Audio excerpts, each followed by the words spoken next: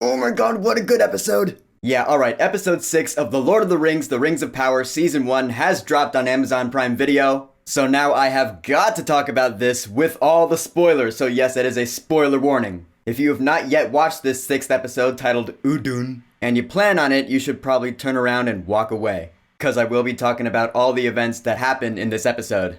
If you have watched it or you don't care, then please stick around, because this is worth talking about. Alright, you've been warned, let's get started! So I'm going to start off by touching on something that I actually forgot to talk about last week, and that is the fact that we learned that this hilt that Theo's been messing with is actually a key. Arondir told us that this is like the thing that the enemies need to activate this big plan that Sauron had. That'll be important in a bit. So this 6th episode is really our first big battle in the entire series, if we don't count the ones that were covered in the prologue in the first episode. Yes, we all know that Lord of the Rings is known for its big wars, and I wouldn't call this a big war given that the setting is just in a village, but it is a battle nonetheless. Starting off at night, Adar takes his army of orcs into the village and the battle begins. And the Southlanders are getting their asses killed. Like I said, they could use some aid. Meanwhile, out on the open sea, the armies of Numenor are on their way. But actually, I do want to talk about this scene where Galadriel and Isildor meet for the first time. I've been looking forward to this. Because again, these are two very important characters in the history of Middle-earth. And man, just the dialogue between the two of them, I love that shit. They're talking all noble and fancy like people in Middle-earth do. I was sitting there watching this last night like, this is so well written. We really do see that Isildur is a starry-eyed dreamer. He's all like, keen are the eyes of the elves. I just really love that scene.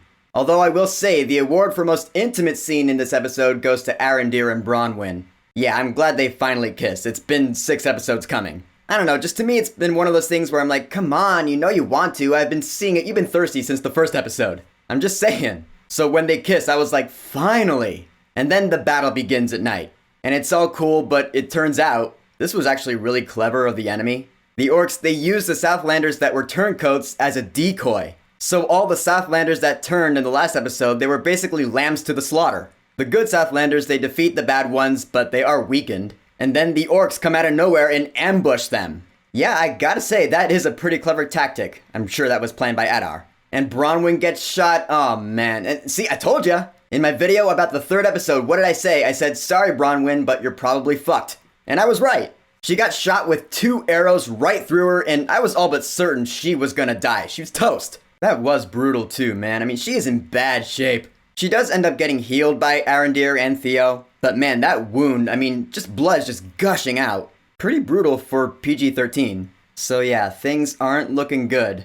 But with the dawn, what comes then? Ah shit, here comes Numenor! The cavalry has arrived! Yes, the armies of Numenor finally come to aid, and it is badass, man. We have that drone shot that's coming up the hill. Yeah, instead of helicopter shots, this being Amazon, we gotta have some drone shots in this series instead. Hey, but I don't care, this shit was cool. And it's pretty much what will later happen at Helm's Deep. The good guys, they looked like they were in deep shit, and then all of a sudden, oh, here comes the Rohirrim, and they come and save the day. They come in on their horses, and they're just beating the shit out of everyone. It's awesome. Although I will say, I was like, alright, so the good guys are winning. We know what's coming. We do know for a fact that the good guys will eventually lose this fight, because Mordor, you know, Mordor is a thing.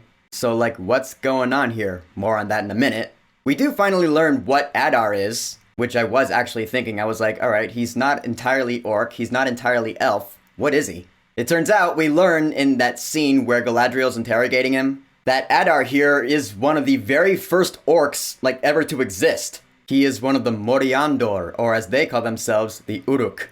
Oh, alright, like the Uruk-hai, who will later come into existence in the Third Age. I guess the very first orcs were known as the Uruk, or the Moriandor.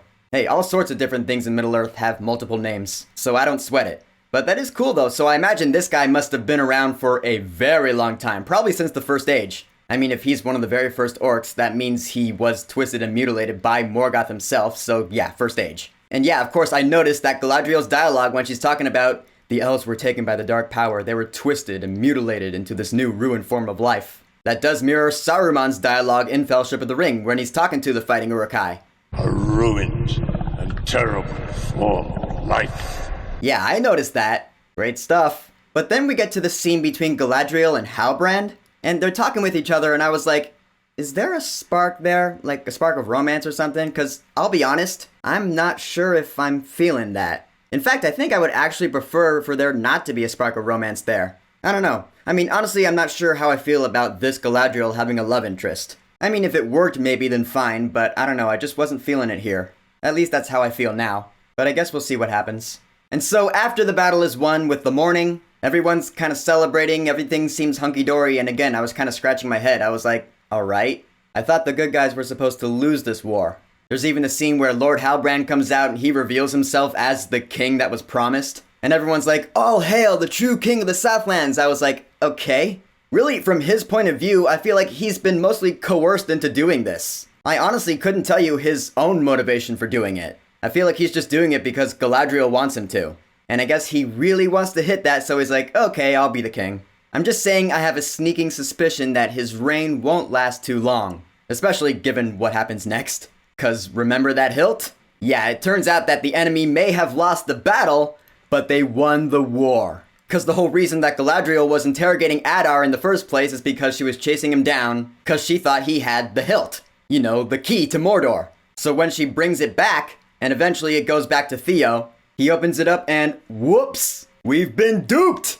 Yup, the bad guys did a switcheroo. It turns out that Waldreg has the actual key, and he goes ahead and uses it, and he pretty much single-handedly brings about the creation of Mordor. And this big old flood comes down, all the water goes into this big mountain, and I was like, Mount Doom! And we see Mount Doom erupt with this big explosion. Fireballs are coming down from the sky. This giant cloud of ash starts enveloping this entire village. And we're like, oh shit! Yeah, the enemy has won the war indeed. And that's where this episode ends. I was like, aw man, you gotta be kidding me. That was a cliffhanger. But it was a great cliffhanger though. Because I was like, oh god, alright, what's gonna happen now? We got just 2 episodes left of the season. How is everyone gonna deal with the fact that Mordor is now upon us? So yeah, in the end, The Lord of the Rings of Power Season 1, Episode 6 is the best episode since 3. It just did a great job at being intense. The battle choreography was great, it was really well shot. And if this is but a taste of what is to come later on in the series, well, color me psyched. And again, neither the Harfoots nor the Dwarves were touched on at all in this episode. We'll get to them next week. But I'm still fine with that, strangely. I imagine that all the story arcs will link together in some way, shape, or form in the finale 2 weeks from now.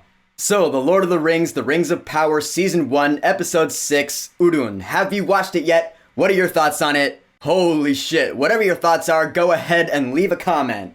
And of course, thank you for subscribing. Peace!